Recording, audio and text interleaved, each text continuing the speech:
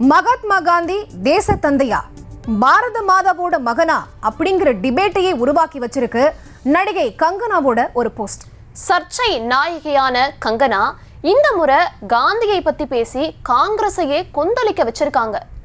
இந்த மாதிரி தேசிய அளவுல பரபரப்பான செய்திகளை விறுவிறுப்பு குறையாம பார்க்கலாம் ரிப்போர்ட் இந்தியா செய்தி தொகுப்புல.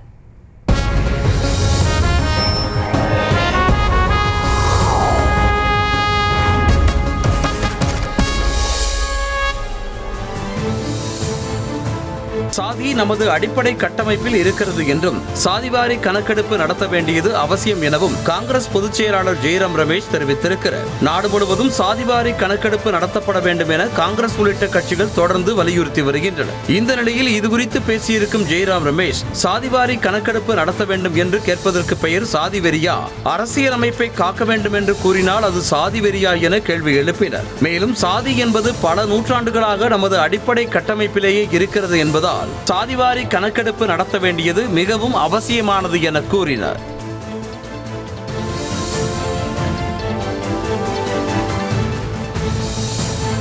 மகாத்மா காந்தி குறித்து நடிகையும் பாஜக எம்பியுமான கங்கனா ரனாவத் கூறிய கருத்து மீண்டும் சர்ச்சையை கிளப்பியிருக்கிறது. காந்தி ஜெயந்திக்கு பதிவு போட்டிருந்த நடிகை கங்கனா, தேசத்தந்தை என்று யாருமே இல்லை, அனைவருமே பாரத தாயின் மகன்கள் தான் என குறிப்பிட்டிருந்தார். இதற்கு கண்டனம் தெரிவித்திருக்கும் காங்கிரஸ், கோட்சேவின் ஆதரவாளர்கள் இப்படி கருத்து தெரிவிப்பதில் எந்த ஆச்சரியமும் இல்லை என்றதோடு பேசும் முன்பாக கங்கனா ரனாவத் யோசித்து பேச வேண்டும் என தெரிவித்துள்ளது. ஏற்கனவே விவசாயிகள் போராட்டம் குறித்து நடிகை கங்கனா தெரிவித்த கருத்து சர்ச்சையாகி பின்வாங்கியது குறிப்பிடத்தக்கது.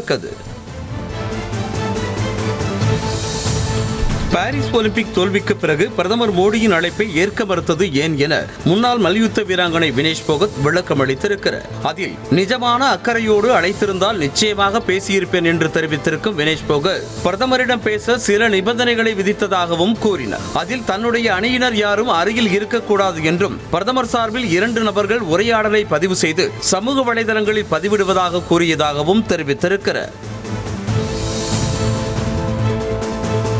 டெல்லியில் 5600 கோடி ரூபாய் மதிப்புடைய 560 கிலோ கோகைன் போதைப் பொருள் பறிமுதல் செய்யப்பட்டிருக்கிறது. ரகசிய தகவலின் பேரில் மகிபல்பூர் சாலையில் போலீசார் வாகன சோதனையில் ஈடுபட்டனர். அப்போது அந்த வழியாக சென்ற வாகனத்தை சோதனையிட்ட போது கோகைன் இருப்பது தெரிய வந்தது. இதனையடுத்து வாகனத்தில் இருந்த 560 கிலோ கோகைனை பறிமுதல் செய்தனர். மேலும் இந்த சம்பவம் தொடர்பாக 4 பேரை போலீசார் கைது செய்தனர்.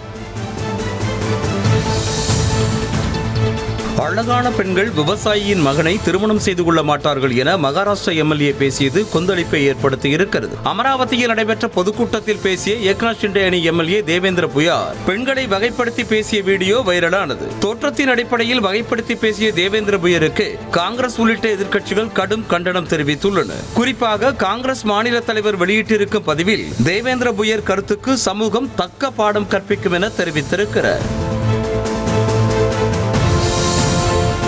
பஞ்சாபில் நகைக்கடை உரிமையாளர் வீட்டிற்குள் புகுந்து கொள்ளையடிக்க முயன்ற 3 பேரை வீட்டில் தனியாக இருந்த பெண் கதவை அடைத்து உள்ளே வரவிடாமல் தடுக்க போராடிய சிசிடிவி காட்சி வெளியாகியுள்ளன.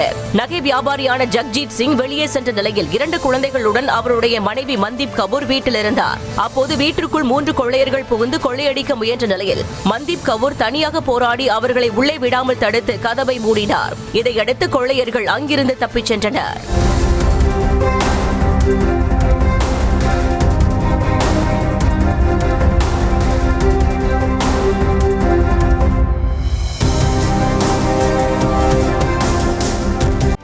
செய்திகளை உடனுக்குடனும் துல்லியமாகவும் தெரிந்து கொள்ள சப்ஸ்கிரைப் பண்ணுங்க.